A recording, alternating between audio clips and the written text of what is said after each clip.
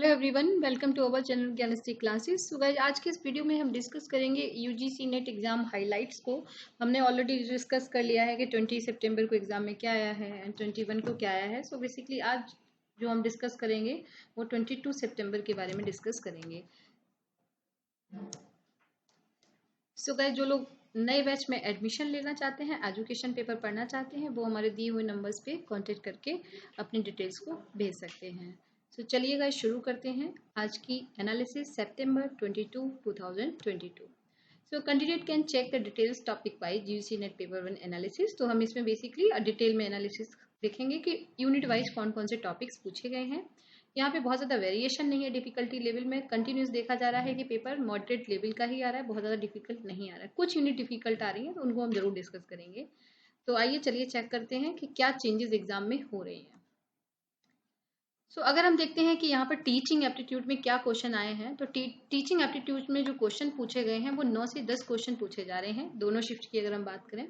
इसमें जो topic basically बार बार repeat भी हो रहा है, मूक बार बार आ रहा है, स्वयं बार बार आ रहा है, एंड CVCS यानी कि credit based choice system. Even Bloom taxonomy भी यहाँ पे पूछा गया है, तो ब्लूम को भी आप इसके साथ नोट कर लीजिएगा। तो ये चार जो टॉपिक हैं ये कंटिन्यूअस जितने भी अभी तक पेपर 1 हुए हैं उन सभी में ये टॉपिक रिपीट हुए हैं। रिसर्च एप्टीट्यूड की अगर हम बात करें तो यहाँ पर लिकर्ट स्केल, ठीक है, तो ये चार तरह की, जैसे थर्स्टन स्केल है, लिकर्ट स्केल, तो आप सिर्फ लिकर्ट को मत तैयार करिएगा। आगे के एग्जाम में हो सकता है कि थर्स्टन स्केल पूछा जाए, तो चार तरह की जो स्केल्स हैं उन चारों स्केल्स को आप तैयार करिएगा। सैम्पलिंग का मेथड, प्रोसीजर, टाइप्स, इन सब पे क्वेश्चन आ रहे हैं। तो सैम्पलिंग कॉम्प्रिहेंशन के वही 4 या 5 क्वेश्चन आ रहे हैं।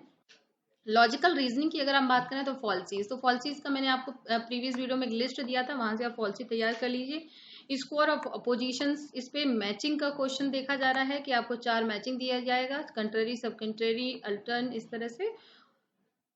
प्लस संहिता से क्वेश्चन आया, सुश्रुत जो संहिता थी कि ये क्या है इसके बारे में, तो इसको थोड़ा सा गूगल कर लीजिएगा कि सुश्रुत संहिता किसके बारे में है। इवन स्टेटमेंट बेस्ड क्वेश्चन आया है।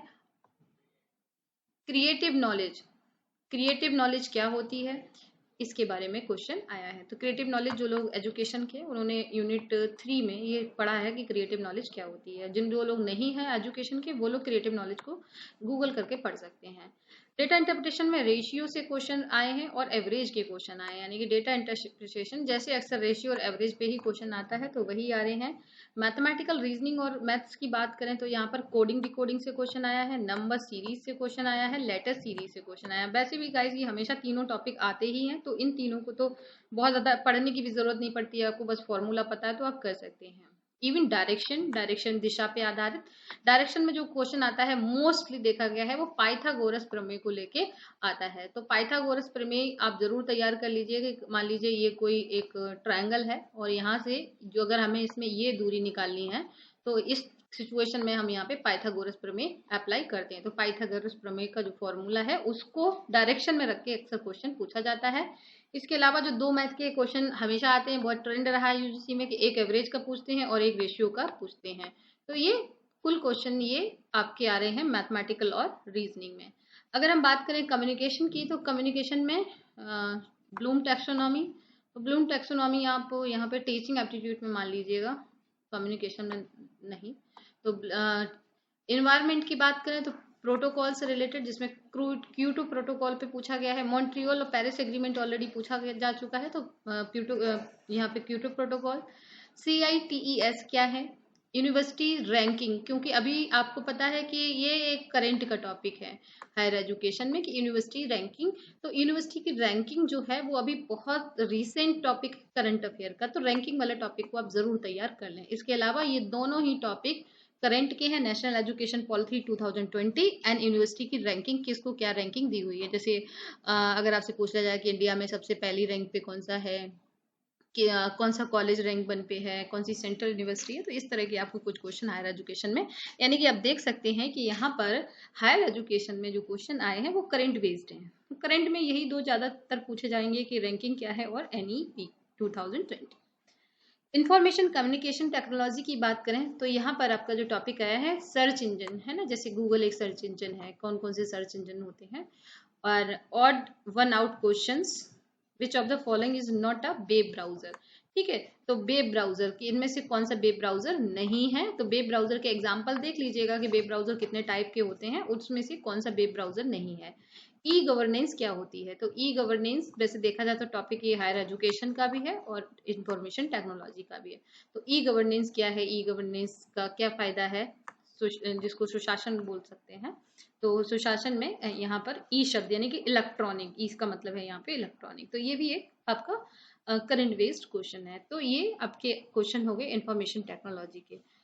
अगर हम यहाँ पे ये बात करें कि डिफिकल्टी का लेवल क्या रहा है, तो डिफिकल्टी का लेवल का बात देखते हैं तो teaching aptitude moderate to difficult हुआ है, रिसर्च एप्टीट्यूड डिफिकल्ट क्वेश्चंस आ रहे हैं, कॉम्प्रीहेंशन आसान आ रहा है, लॉजिकल रीजनिंग आसान आ रही है, डेटा इंटरप्रिटेशन बहुत आसान आ रहा है। इसका कारण क्या है, डेटा इंटरप्रिटेशन क्यों कंटिन्यूस आसान आने लगा है? उसका रीजन गाइज ये है कि बच्चों का बहुत शिकायत रहता है कि वहाँ पे वो सॉल्व नहीं कर पाते हैं और स्क्रीन छोटी होती है, बहुत सारी प्रॉब्लम होती है। तो ऐसे क्वेश्चंस पूछे जाते हैं स्ट्रेट फॉरवर्ड कि उनकी कैलकुलेशन जल्दी हो सके।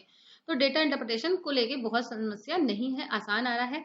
मैथमेटिकल रीजनिंग आसान है, सॉरी मध्यम से लेके आपकी डिफिकल्ट यानी कि मीडियम से लेके डिफिकल्ट लेवल तक की है।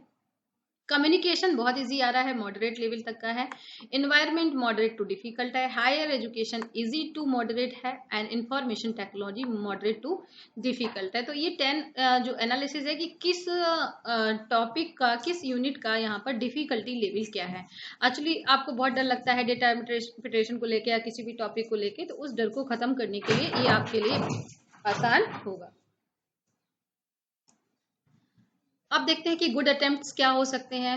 तो ये गुड अटेम्प्ट की संख्या है कि आप अगर इनमें से इन क्वेश्चंस को करते हैं तो ये आप इतने गुड अटेम्प्ट कर सकते हैं। टीचिंग एप्टीट्यूड और research aptitude, logical reasoning, data interpretations and communication के अगर आप ज़्यादा से ज़्यादा क्वेश्चन सॉल्व करके आएंगे तो आपका जो स्कोर है वो बहुत ज़्यादा अच्छा माना जाएगा। ये पर्सन टू पर्सन डिपेंड करेगा कि कुछ लोगों का मैथ अच्छा होता है, कुछ लोगों का टीचिंग और रिसर्च एप्टीट्यूड अच्छा होता है। तो इस तरह से ये जो एनालिसिस है वो आपके बहुत काम आएगा।